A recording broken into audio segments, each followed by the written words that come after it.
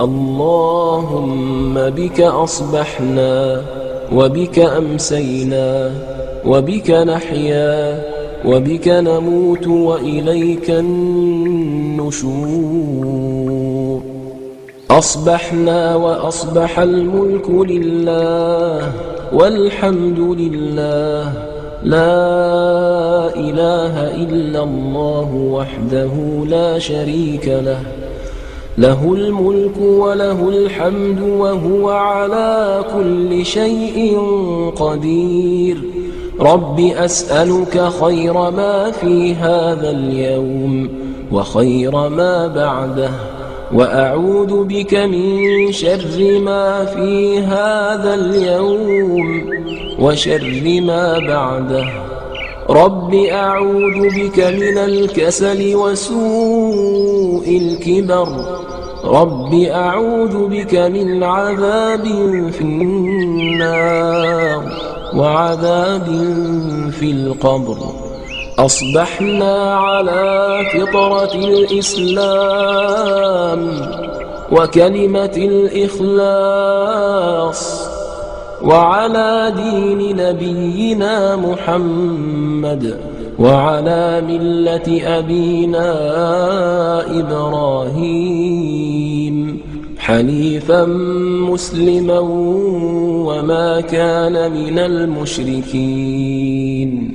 اللهم إني أسألك العافية في الدنيا والآخرة. اللهم إني أسألك العفو والعافية في ديني ودنياي وأهلي ومالي. اللهم استر عوراتي وآمن روعاتي. اللهم احفظني من بين يدي ومن خلفي وعن يميني وعن شمالي ومن فوقي، وأعوذ بعظمتك أن أغتال من تحتي. اللهم ما أصبح بي من نعمة أو بأحد من خلقك فمنك وحدك لا شريك لك، فلك الحمد ولك الشكر. يا حي يا قيوم برحمتك أستغيث،